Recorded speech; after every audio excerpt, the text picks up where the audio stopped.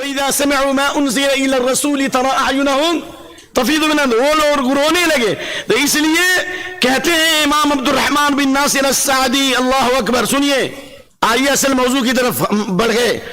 فعلى هذا لو ساعد المسلمون الذين تحت ولاية الكفار وعملوا على جعل الولاية جمهورية يتمكن فيها الأفراد والشعوب من حقوقهم الدينية والدنيوية لكان أولى من استسلامهم لدولة تقضي على حقوقهم الدينية والدنيوية وتحرص على إبادتها وجعلهم عمله وخدما لهم إلى آخره ما قاله رحمه اللہ. کیا مطلب؟ اگر اسی اصول کی بنیاد پر فاشزم حکومت ہے، انتہا پسند حکومت ہے، دہشت گرد حکومت ہے، انسانیت کی قاتل حکومت ہے، مفسد حکومت ہے، اس بڑی ظالم حکومت کے مقابلے میں اگر مسلمان کسی ملک میں کافروں کی رہبری میں رہتے ہیں، یعنی ان کے حکومت میں رہتے ہیں، اور وہ مل کر کے اگر کوئی جمہوری حکومت قائم کریں، فاشزم حکومت، انتہا پسند حکومت، ظالم حکومت کے مقابلے میں جمہوری حکومت، بڑے نقصان سے بچنے کے لیے چھوٹے نقصان کو برداشت کیا جائے، جبکہ یہ جمہوریت اسلام کا آئینہ نہیں ہے. آپ بھی جانتے ہیں، کیونکہ ایک زانی کا ووٹ اور ایک تہجد گزار کا ووٹ دونوں برابر نہیں ہو سکتا، ایک مومن کا ووٹ ایک کافر کا ووٹ دونوں برابر نہیں ہو سکتا. فمن کان مومنا کمن کان فاسقا. لیکن جہاں شریعت کی مصلحت ہے، جہاں بڑے نقصان سے بچنا ہے، فتنے سے بچنا ہے، اجتماعی فائدہ ہے، جہاں دعوت کی سرزمین ہموار کرنی ہے، وہاں پر ایگریمنٹ کیوں نہیں ہو سکتا؟ وفو بالعقود کا مطلب صرف مسلمانوں سے ایگریمنٹ تھوڑی نا ہے، کافروں سے بھی ایگریمنٹ ہو سکتا کہ نہیں ہو سکتا؟ بھائی دلی دوستی جائز نہیں. چنانچہ اگر جمہوری حکومت قائم کرے جہاں افراد اور قوم مل کر اپنے دینی اور دنیاوی حقوق کی بازیابی حاصل کریں، تو یہ بہتر اس بات سے کہ ایسی ظالم حکومت کے روبرو سجدے ریز ہو جائیں، یا ان کے حکومت کو تسلیم کرے جو ان کے دینی حقوق اور دنیاوی حقوق کو پامال کرے، جو ان کی مسیحوں کو گرائے، جو ان کی شخصیت کو مجروح کرے، جو ان کی جان و مال پر حملے کرے. اس کے مقابلے میں جمہوری حکومت اس سے بہتر ہے. اس لیے ہندوستان میں جب یہ فتنہ اٹھا، ہندوستان سے ہجرت کر جاؤ، ہجرت کرنا واجب ہے، تو میں نے عالم اسلام کے جتنے مشہور علماء تھے ان کے فتاوے جمع کیے، چاہے علامہ البانی ہو رحمہ اللہ، شیخ علامۃ القسیم محمد بن صالح العثیمین ہو، اور بھی دیگر علماء کے فتاوے جو ہوئے تھوڑے مختلف ہیں، لیکن تمام کا خلاصہ یہ ہے کہ جلب المفسدۃ اولى من دفع المفسدۃ اولى من جلب المنفعہ. یعنی اگر کہیں ایسی ضرورت پڑ جاتی ہے کہ اگر ووٹ نہیں دیتے ہیں تو ملا بھاگو قبرستان، ملا جاؤ پاکستان ورنہ جاؤ قبرستان. ایسے حالات میں اگر مسلمان اگر ووٹ دینے کی ضرورت پڑ جائے اور ان کے ساتھ مل کر کے معاشرے کی اصلاح کی ضرورت پڑ جائے تو شریعت کے اندر اس کی دلیلیں ملتی ہیں. اور اسی لیے اللہ کے نبی صلی اللہ علیہ وسلم نے صحابہ کو حبشہ بھیجا تھا، پہلے ہی مدینہ بھیج دیتے. یا کوئی اللہ تعالیٰ انٹرنیٹ کے ذریعے کوئی آسمان و زمین کے بیچ میں کوئی اللہ تعالیٰ حکومت بنا کے دے دیتا. جی جب ابراہیم علیہ السلام کے لیے اللہ تعالیٰ 2 پتھر اتارا، کون سا پتھر بھائی ذرا بتائیے تو؟ نزل الحجر الاسود من الجنہ، حجر اسود، اور مقام ابراہیم کا پتھر ان الرکن والمقام یاقوتان من یواقیت الجنہ لو لم یطمس اللہ نورہما لاضاء ما بین المشرق والمغرب. اس کی روشنی سورج کی روشنی سے بھی زیادہ تھی، لیکن اللہ نے اس کی روشنی کو بجھا دیا. تو اللہ تعالیٰ بنی بنائی حکومت دے دیتا نا، لیکن نہیں، اسلام چاہتا ہے کہ پوری دنیا میں امن پہنچے، شانتی پہنچے، اللہ کے بندوں پر اللہ کا دین غالب آئے، اور دنیا کے اندر حق کی آواز اور طرف سے آواز آئے کہ ہے ذات واحد عبادت کے لائق، زبان اور دل کی شہادت کے لائق، اسی کے ہے فرما اطاعت کے لائق، اسی کے ہے سرکار خدمت کے لائق. لگاؤ تو اس سے اپنی لگاؤ، جھکاؤ تو سر اس کے آگے جھکاؤ. آگے آئیے. خلاصہ کلام یہ ہوا کہ ہندوستان کی جمہوری حکومت یہ 100% ظالم حکومت نہیں ہے. جو ظلم کر رہے ہیں ان کے ظلم سے بچنے کے لیے اگر ہم غیر مسلموں کے ساتھ ایگریمنٹ کرتے ہیں اور امن قائم کرتے ہیں اور دعوت کا کام کرتے ہیں تو وہی فائدہ ہونے والا ہے جو حبشہ میں ہوا تھا، جو دنیا کے مختلف خطوں میں صحابہ کرام پہنچے، چین کے ساحل تک سلب پہنچے اور ایمان اور عمل اور اخلاص کے زیور سے آراستہ ہو کر پہنچے. ایسا لگا گویا کہ آسمان سے فرشتے اتر آئے ہوں.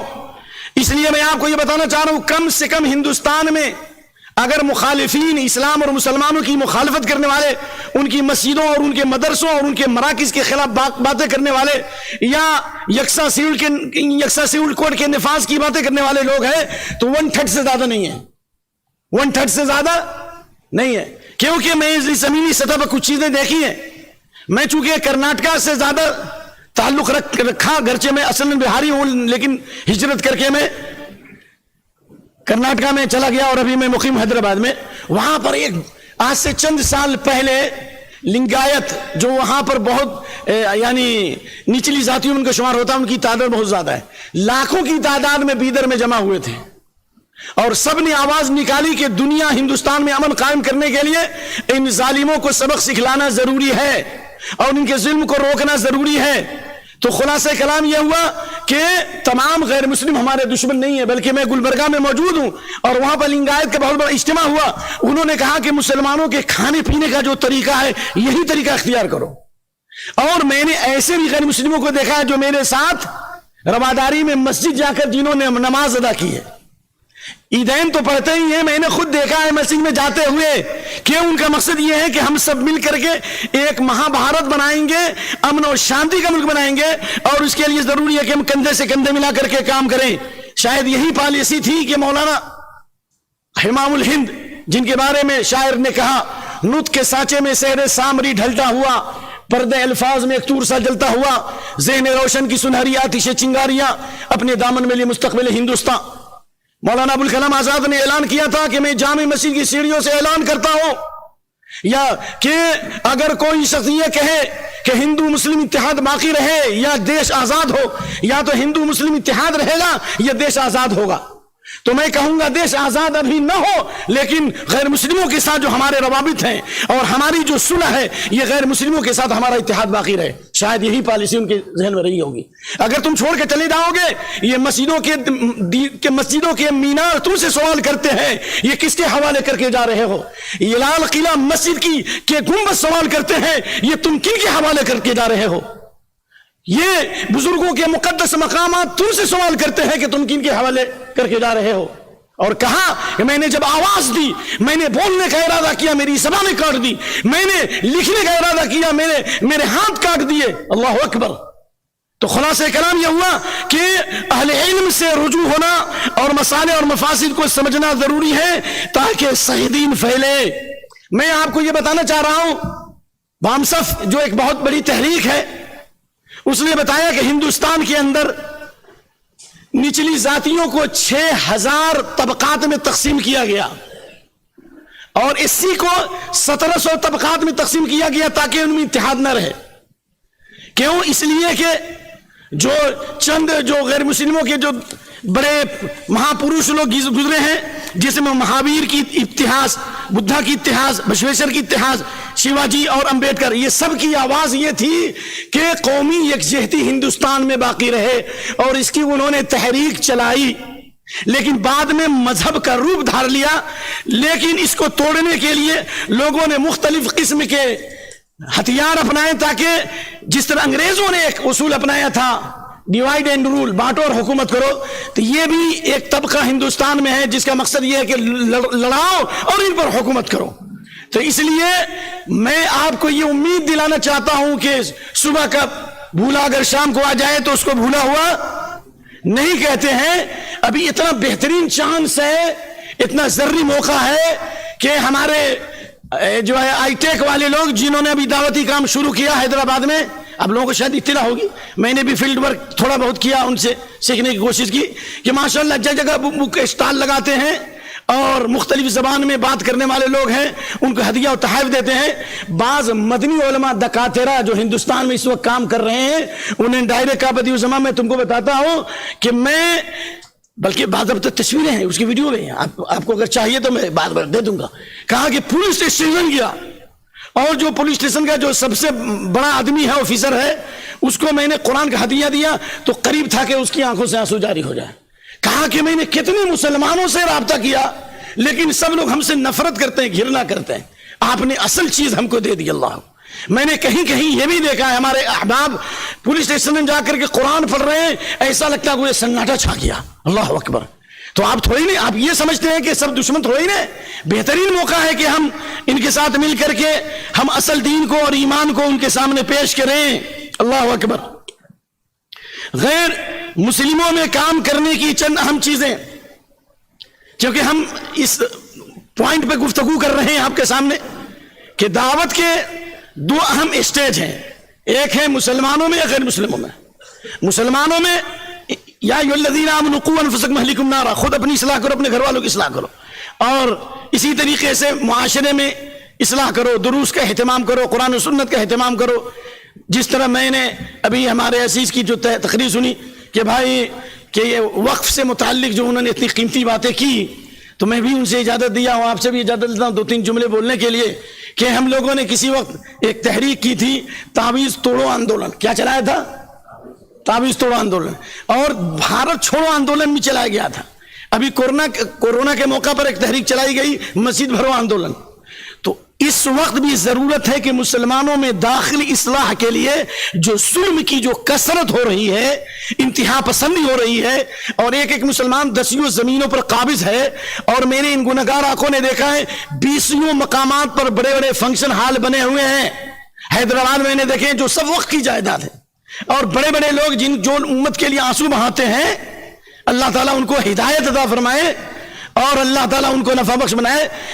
میں حدیث سنا کر کے نہیں چاہتا ہوں کہ ان کی نفرت آپ کے دل میں پیدا کروں، لیکن یہ بات کہوں گا کہ عمر بن عبد العزیز رحمہ اللہ کی وفات کیوں ہوئی؟ کیا جرم تھا؟ اس لیے کہ مسلمانوں کی زمینوں پر بنی امیہ کے لوگوں نے کیا کیا تھا؟ علماء موجود ہیں، کیا کیا تھا؟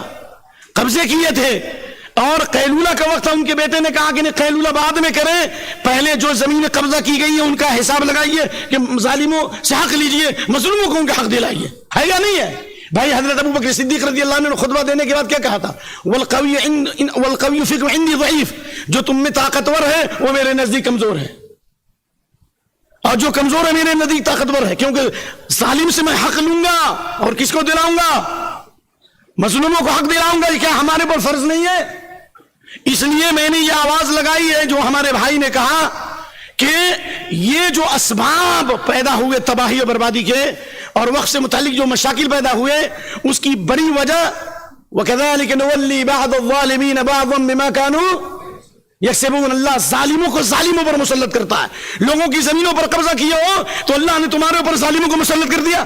اور میری تفسیر تھوڑا ہی نہ ہے، یہ تو ابن عباس تفسیر کرتے ہیں، اذا اراد اللہ بقوم شرا ولى علیہم شرارہم، جب اللہ کسی قوم کو تباہ و برباد کرنا چاہتا ہے تو اللہ ظالم حکمرانوں کو ان پر مسلط کر دیتا ہے یا نہیں ہے؟ حدیث بھی ہے، آپ نے 5 چیزیں بتائی، ان میں سے ایک ولا خفر قوم لحد الا سلط العدو من غیرہم فاخذوا بعض ما فی ایدیہم، جو قوم اللہ کے قانون کو توڑ دے گی، شریعت کو پامال کرے گی، اللہ اس پر دوسری ایسی ظالم قوم کو مسلط کرے گا جو اس کے بعض املاک پر قابض ہو جائیں گے، ان کی جائیداد بھی قابض ہو جائیں گے۔ آخر جو حدیث فتنۃ حرب و حرم والی جو حدیث ہے، جو آپ نے مشائخ سے سنی ہوگی بار بار، کہ آخری زمانے میں لوگ زمینوں کو چھوڑ چھوڑ کر بھاگیں گے اور نقل مکانی کریں گے، کہ اس لیے کہ اللہ ان کے اوپر بڑے ظالموں کو مسلط کرے گا جو ان کی زمینوں پر قبضہ کریں گے۔ دیکھ لیے دنیا کے حالات۔ تو خلاصہ کلام یہ ہوا کہ مسلمانوں میں اصلاح کا طریقہ ایک یہ بھی ہے کہ آپ وقف سے متعلق اور دیگر جو مسائل سے متعلق واقفیت حاصل کریں، میڈیا کے ذریعے، انٹرنیٹ میڈیا کے ذریعے، پرنٹ میڈیا کے ذریعے، یا سوشل میڈیا کے ذریعے، یا اپنے قلم کے ذریعے، یا اپنی طاقت کے ذریعے اپنی اجتماعیت کو مرکز کیجئے۔ الجماعت رحمت والفرقۃ عذاب۔ اگر اجتماعیت آئے گی اللہ ضرور مدد کرے گا۔ جب ہم دیش کی آزادی میں اتنی بڑی قربانی دیے اور ہمارے بڑے لوگوں کے اتنے خون بہے کہ ولیم ہینٹر لکھتا ہے کہ خود بنگال میں 1 لاکھ سے زیادہ اہل حدیث علماء تختے دار پر چڑھائے گئے۔